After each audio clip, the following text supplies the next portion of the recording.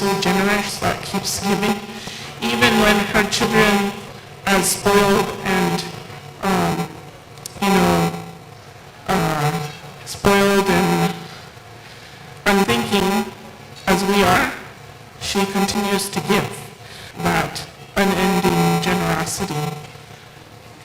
And so the grandmas, with their unconditional love, share these teachings. And it's that family that taught Anushinabe and Huda and Mihiak and Sisaga and Manape and Idama peoples how to be generous, how to think of one another as relatives. And so when we talk about the dish with one spoon, we're not only talking about the human beings who, without the rest of creation, would not be here, but we're talking about the rest of creation who sustain us because they do exactly what Creator has asked them to do. Continue to look after those people, those human beings, because they are completely dependent on you.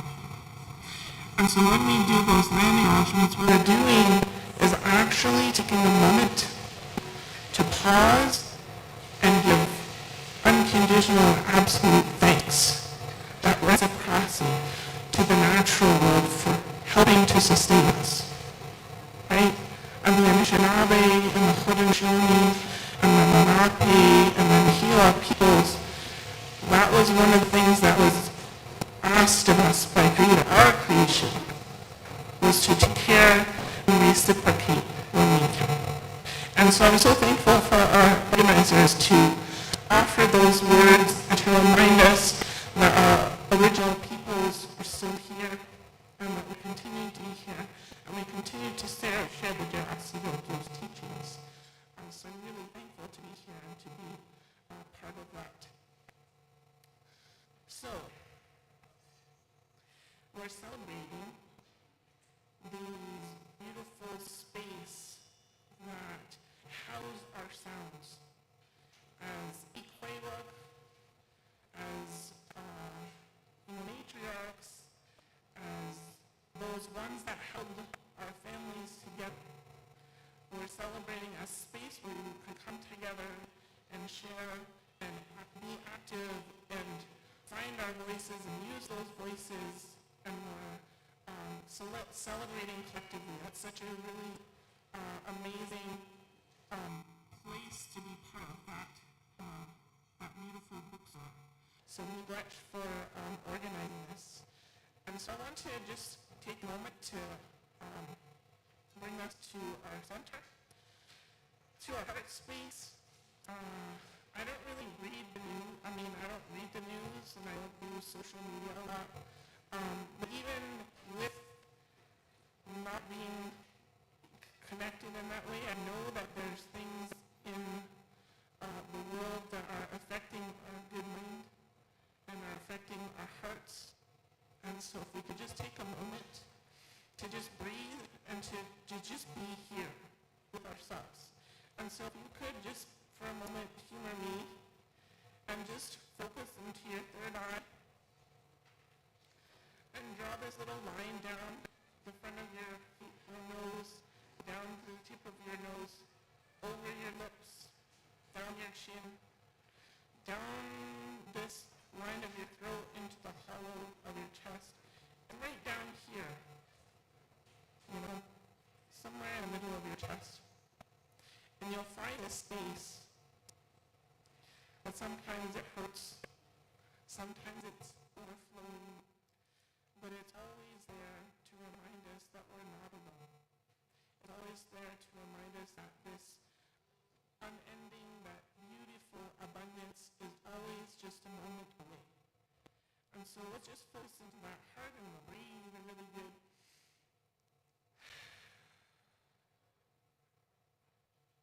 And that light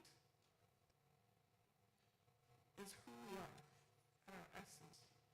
That is the beauty that fuels us and that fuels our voices and our sounds so that we can continue to make change and to create the things that we need in our lives that sustain us in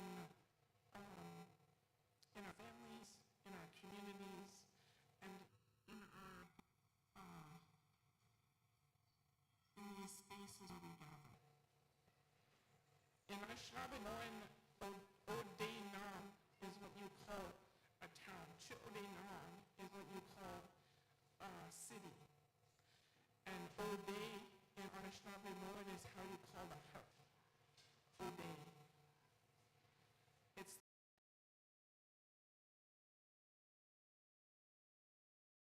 in this space were many hearts. And as we start this beautiful place of honoring this space that houses our sounds and how we gather, let's take a moment to celebrate our heart and to share that with others. So the way I'd like to do that and ending is with song. This is a love song for our grandparent's son. So that grandparent's son tells us, brings light and warmth. And in those long, dark months that are right around the corner, let's take a moment and send that one love light, because they continue to show up and allow those green and green things to flourish. They provide food and nurturing to those ones, but they're going to go on this long journey now. So we want to make sure that one comes back. So this song is going up to that one. And to all of you, think about those ones in our lives that are suffering, maybe the ones on the street, in our institutions, in our jails, the ones that are going through hardship right now. We're going to send that love out from our heart space. And we're going to do that with collective thought and intention.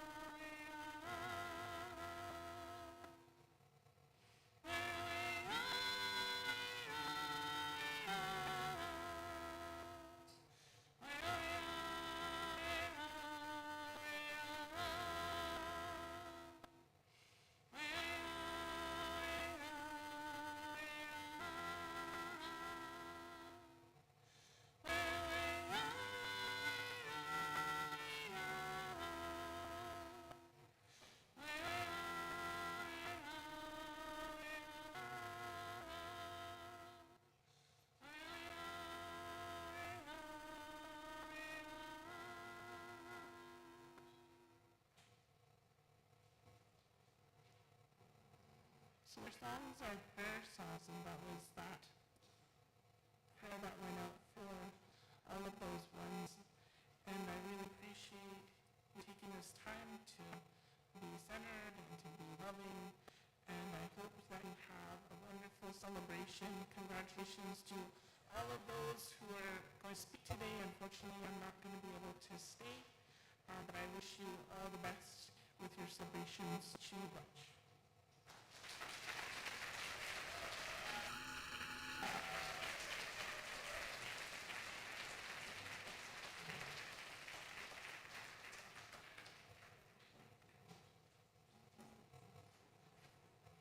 So to continue our warm welcome for tonight's event, I'm going to introduce two more people.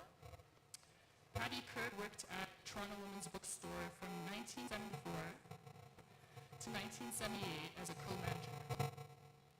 From 1986 to 2001, she owned Peer Books with Prins, and then with Bill Elliker from 1987 to 2002. She's a happily retired career bookseller. Prins lives in Northumberland County in a historic home. She writes novels and picture books for children and teaches remedial reading to young children. Please join me in giving them a warm welcome.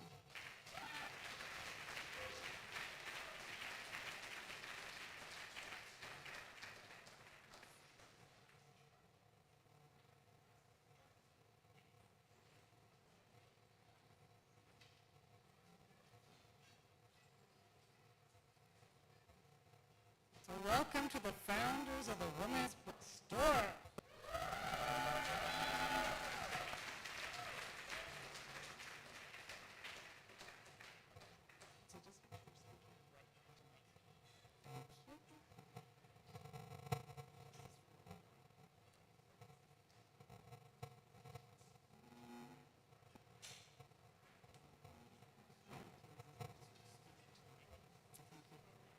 Hi, everybody, and thank you so much to Angie and May for organizing this wonderful event.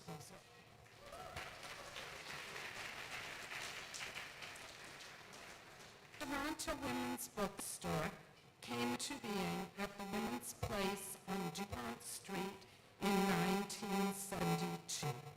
At that time, it was called the Let Us Out Bookstore. Let us like in the vegetables. As I remember it, there were several dozen titles, posters, buttons, and oh, so many pamphlets. In 1974, Kensington officially became known as the Dianah Women's Bookstore. It was in those early days on Kensington when Marie and I started to volunteer and then eventually became co-managers. We had part-time paid work as we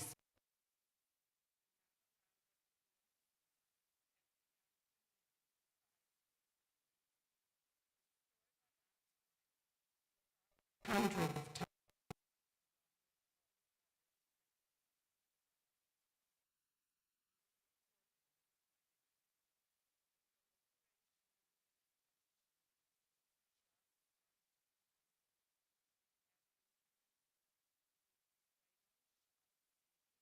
Blocks and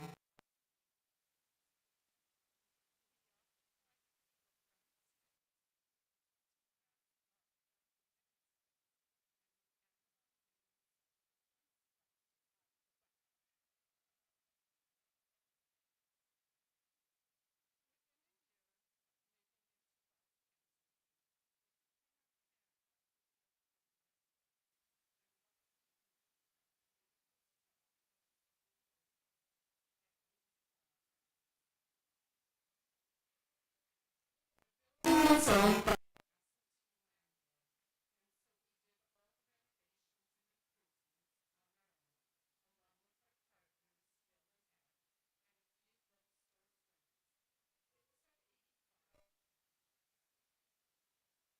thriving bookstore, carrying thousands of titles on beautiful shelves that were fully stocked and labeled.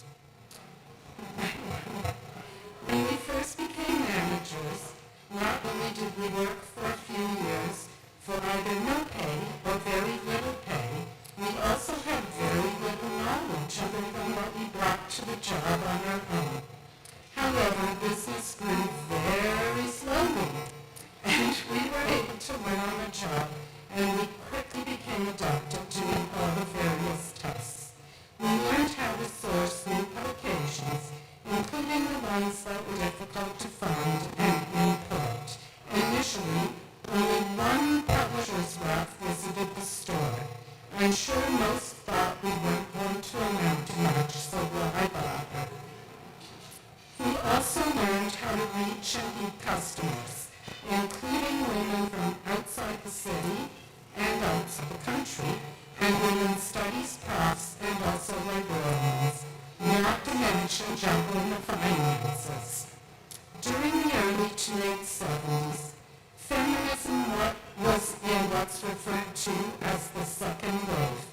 The main issues of the day, primarily for white, middle-class women, were rampant sexism, women's role in the workplace, including equal pay for work of equal value, finding good, affordable childcare, the right to control our own reproductive health, including birth control and abortion, and violence against women. In Toronto, there are numerous consciousness-raising groups in both the lesbian and heterosexual communities. Sadly, missing from these second-wave concerns are Indigenous issues, concerns of women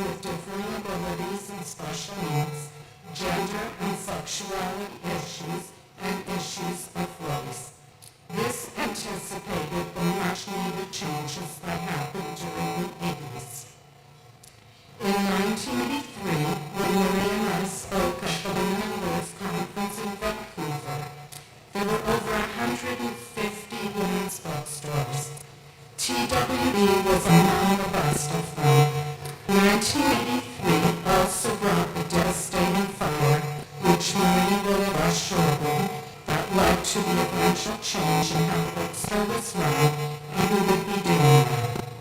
The last 2 years of our tenure at TWB were extremely difficult, but in spite of that, we're proud of the job we did in growing the store from its infancy into its 12th year. Wow.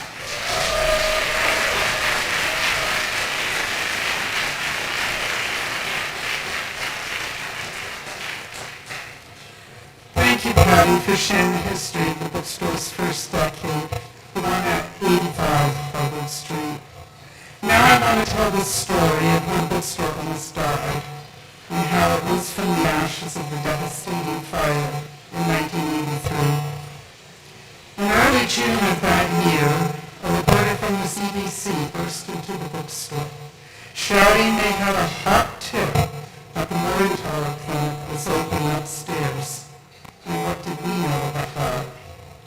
We knew nothing. Yes, the building had been built earlier that year. Yes, the upstairs renovations had been going on for months. But no, we had only been told that a doctor's office was opening on the second floor. That hot tip from the CBC was the first we heard the news. Ironically, sadly, when the word on women's lips was choice, we had been given no choice as to whether or not we wanted to share a building with the Moreno clinic. While we were ardent pro-choice supporters, we sensed the coming disruptions that such close proximity to the clinic would bring. Yes, we were support neighbors, very much so. But we too, like the clinic, had a business to run. After the clinic opened on June the 15th, continuous drama took place in front of 85 Harvard Street. Anti-choice protesters with ugly placards regularly picketed outside, sometimes arriving in busloads, sometimes showing up for candlelight vigils. Hecklers not only harassed the clinic's patients, they also hassled our customers. Often these protesters clashed with the pro-choice supporters of the clinic. The street was very busy.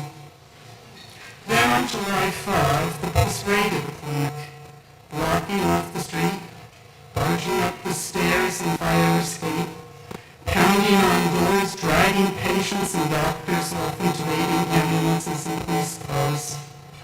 Immediately, one of the clinic's staff used the bookstore's phone to activate their phone tree. Within the hour, more than 100 pro-choice supporters crowded the building steps to hinder progress of the police. But as dramatic and disturbing as those 6 weeks were, it didn't compare to the nighttime events on July 29, when a 23-year-old guy broke down the back door of the bookstore and started a fire under the stairs leading to the clinic. By 4 a.m., half the bookstore had been gutted by flames, and the other half thoroughly doused in order to stop the fire from reaching the clinic.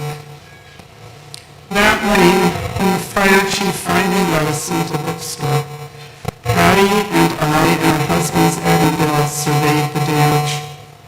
We breathed in the sickly stench of damp, charred rubble as we stared in disbelief at the burned books and shelves, and stepped carefully around city puddles to assess the smoke-covered inventory. All of the books, records, posters, t-shirts, buttons, etc. were ruined to some extent. All the furniture was damaged by water. The bookstore was gone. I was furious and devastated and heartbroken. Patti too, as well as her staff. The hard work a decade had been lost in a few hours of madness. I almost quit that day. Patti and I were mothers of toddlers. We ran on not enough sleep at night to work long days at the store and to parent our kids in the evenings, trying to juggle it all up,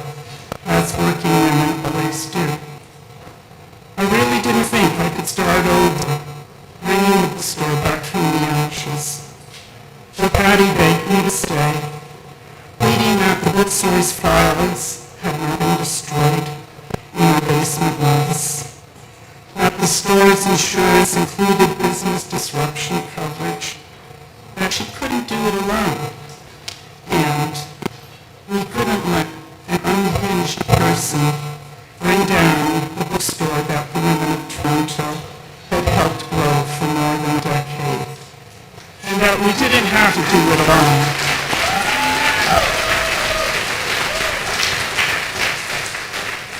Let me repeat that. We didn't have to do it alone. For as we viewed the burnt bookstore that day, women from the Ontario Coalition of Abortion Clinics planned a rally to support us. It was held on August 3 at Queen's Park and not only raised $2,500 for the bookstore's recovery, but also gave us and the staff sorely needed support and courage to move on. Michelle Lansberg also immediately stepped up to write a column in the Toronto Star. Her plea for donations netted another $8,000 towards the $35,000 we thought we needed to reopen. After that rally, we dried out our damp files and looked for a temporary location. On September the 1st, the Toronto Women's Bookstore moved above the Poor Alex litter at Bloor and Brunswick Streets. We held a fire sale of salvaged books and records and planned fundraising events. The community organized a great benefit concert by the Parachute Club with Lorraine Sabato, which opened with clichettes. It was held at the Brunswick House on September 19th, and it was an exciting, energetic, and joyous event that propelled us, the staff, and our volunteers forward in rebuilding the store. There were other smaller fundraisers and book sales, but most of our time and energy went into running basically 3 bookstores. We had a wine down 85 Harvard Street, which included salvaging files, books, and equipment, wrestling with the insurance company, even with Mike Morgenthaler, whose lawyer threatened to sue us 6 months' rent for breaking the lease. True story. And begging the publishers to hang on for bill payment until the insurance money came through. Every single one of them patiently waited for us to slowly pay them back. On Brunswick Ave, we gradually built up our inventory, organized volunteers to run the store, sold student books, sold other books to faithful customers who found us on that slightly seedy second floor, and sorted out our finances bit by bit. During that time, one strong supporter single-handedly raised $10,000 through her own letter-writing campaign. Her contribution plus all the other donations made it possible for us to eventually open at 73 Harvard Street. In the spring of 1984, we had negotiated a lease for that location and began to work with an architect to renovate the space, hire a carpenter to build the shelves, order books to fill them, and hire staff to help us open the new store, which happened on May the 5th, 1984, with an all-day celebration. To this day, Patti and I are proud of our work raising the bookstore from the ashes, but we could never have done it without community support. Those who organized rallies and benefits, those who volunteered at the Brunswick store, those who moved us from one location to another, and those who began to work at the new Toronto Women's Bookstore at 73 Harvard Street. We also thank our husbands, who carried so many boxes from one place to another, who drew the phoenix rising from flames, who installed the shelving, and who daily supported us to carry on through one of the most stressful periods of our lives. To all of you, we thank you from the bottom of our hearts.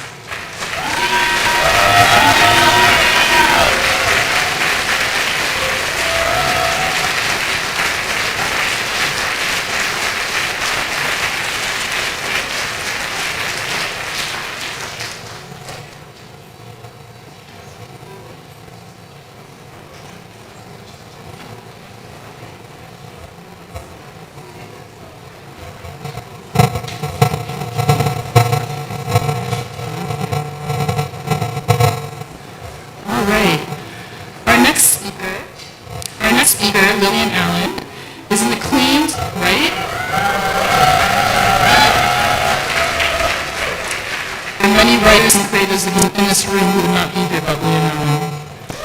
Lillian Allen is an acclaimed foremother of Canadian poetry, the City of Toronto's 7th Poet Laureate, an honorary Doctor of Letters for her contribution and her enormous impact on Canadian literature. Lillian Allen is a poet, writer, performer, and a longtime arts activist. Please join me in giving an extremely warm welcome for Miss Allen.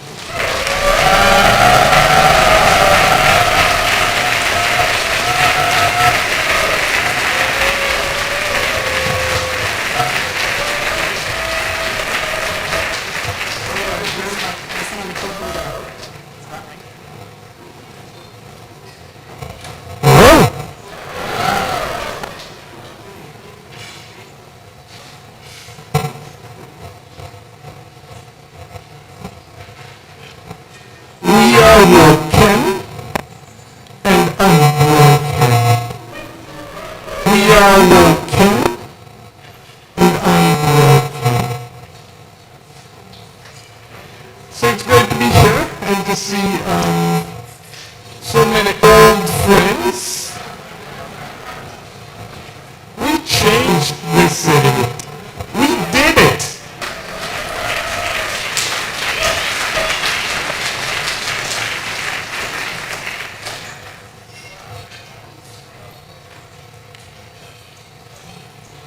I say to my teenage nephew, boredom is a privilege of youth.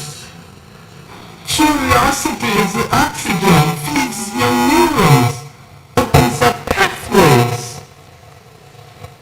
Oh, to be bored, a gift in middle age, a craving for a time of solitude, wish away busy, dealiness in details, life requires. With time speeding up. In middle age, one hopes for a slackened pace, a breaking of stride, a moment's reprieve, unhindered grace. Soon, worries replace boredom. Time becomes infinite no more. It changes up on ya. There's a nattering at one's consciousness to know the earth's tumbling in alienation from the stars. It alone in the family of constellations have been ravaged and raped. It yearns for lonely moon to be close or spend the day. And after middle age, gravity creeps in. Method and madness become one. Life catches up slower, even as time runs by. A woman can step quietly into the fullness of herself, throws away the clocks, her mascara. What the heck, we must say, let's gather youth to the street. Let them know that we were bored once. But we were impatient too. Let them know that we raged against a system of materialist greed, against governments, no matter its stripe, against banks' tourisms, militarization, corrupt police, and against injustice everywhere. And when we had to, we stepped out of fashion and raged against reason when it lacked compassion, compassion, compassion, compassion, compassion. Oh, tell the youth, we tramped down and power through. Noam Chomsky grabbed up their hooks in Decter, were armed with Walter Rodney, Franz Fanon, drank from the music of Bob Dylan and Bob Marley, last of our dread. And let them know we love farming too. Although we might not be the vegan type, we were raising consciousness for the revolution. So we want them to know that this is their real legacy. No time for boredom.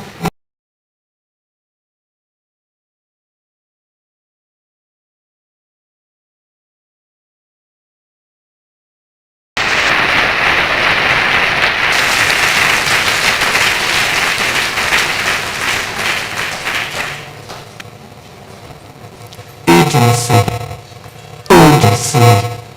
insurgency. Open the portals, spring mists atop mountains. A storm of watchfulness, the land, mountain ranges, rumbling fishes of thunder solidified and still older than death. Air, water, the comfort to be clothed with the breeze of cedar, plant matter, and crystal clear blue of the evening sky. Could this be the center of healing, diffused in laughter, in fullness? We pay homage to celestial longings, longing for peace, peace, peace. A peace that is just. A peace of being the whole.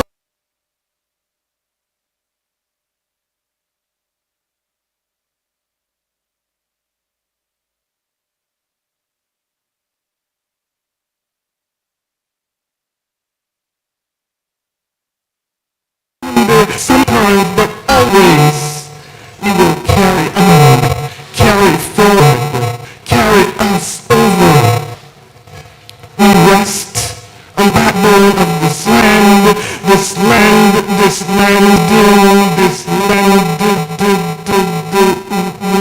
of Mother Earth, the land, its vertebrae steadying our feet, a right to exist, a right to exist, a right to exist, a right to exist, a right to be in equity, unrepentant, in fullness, cosmic trails of heart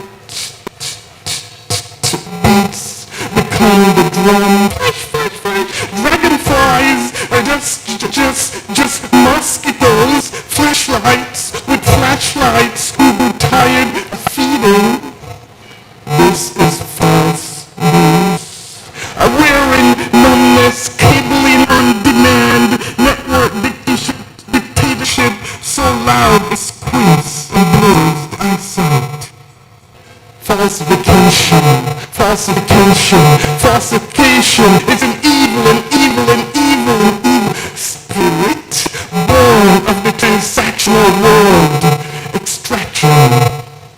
Yet no one hears the sound of truth when it dies, even when you turn the volume up high.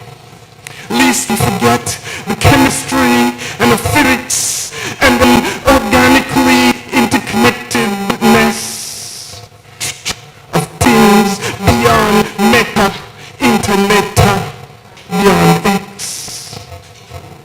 Things that can be created or destroyed. The arc of justice, this hovers over the universe. Trails extending languid textures out of the abyss. Exploding the black hole. Become blackness. Trolls, the new imperative of creativity, render visible and invisible freedom, tuning, forging a language of the fields. Fernandez says each generation must discover its mission and will fulfill or betray it. Corporate symbiosis and false cosmological contraction fill our spaces. Fate, an initiative reaching fate. Fate is a vision for the pus flowing through the hell and hellishness. This near and distant, real unreality. Hold on, stolen lives. How did he get here? How did we get here? Justice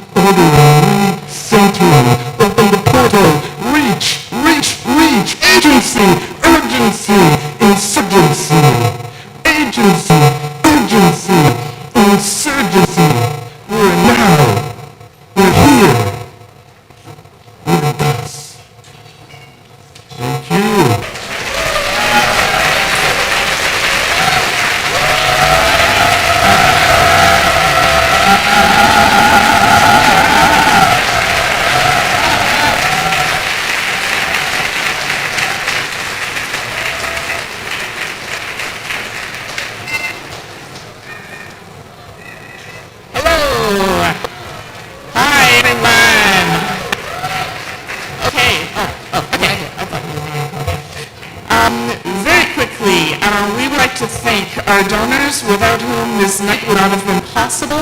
The Bonham Centre for Sexual Diversity Studies, University of Toronto, Canadian Women Chamber of Commerce, Caribbean Studies at New College, Women and Gender Studies, University of Toronto, Christine Allen, CUPE Ontario, Della Golland, Elementary Teachers of Toronto, Jill Andrew, Nancy Ruth, OPSU, Social Planning Toronto, Songfest Group, and all individual donors, thank you so much.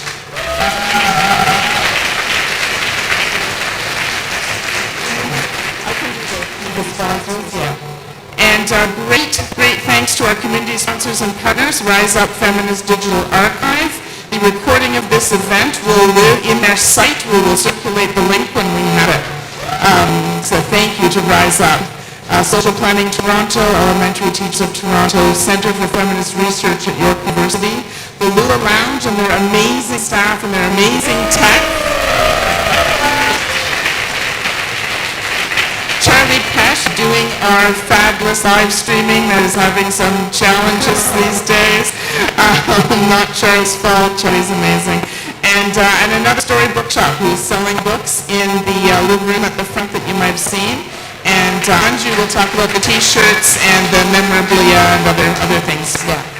I also want everyone to give May Louie, who has worked tirelessly over these last few months to organize this.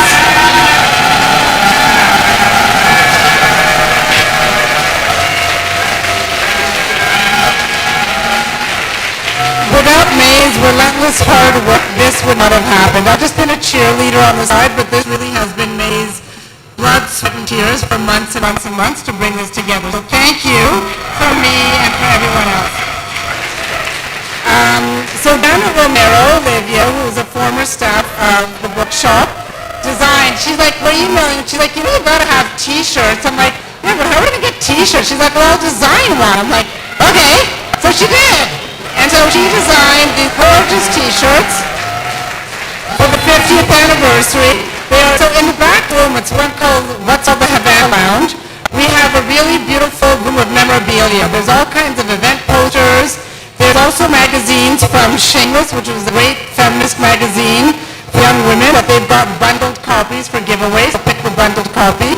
We have a book table staffed by Adjoa, and at that book table, we have all of the speakers here who have books tonight. Elizabeth Ruth, Lillian Allen, Souvankham Thammavongsa, Dianah Smith's essay in the Journey Prize, as well as Mandy Cooper's children's books, are all for sale. So please pick up a book, and I'm sure they'll be happy to get it signed. Another story bookshop is trying to live up to TWB's legacy, and we brought a small selection of books that you can see, you know, just a selection of what we have, and we're located out in Roncesvalles, and we have an email list, and Adjoa is there selling books. We also have really cool buttons and stickers for trans kids, sex workers, all kinds of other fun stuff. So click a button. And someone brought us back old women's bookstore plastic bags. Who did that? I don't know who that was, but whoever it was, thank you. And we've got a whole bunch of plastic TWB bags, so pick one up. We are having problems with the audio for the live stream, so we're going to try some different things, but apologies for that. And again, a big thank you to everyone who showed up, all the former staff of the Women's Bookstore. And I just want to give a special shout out to my sister and my daughter who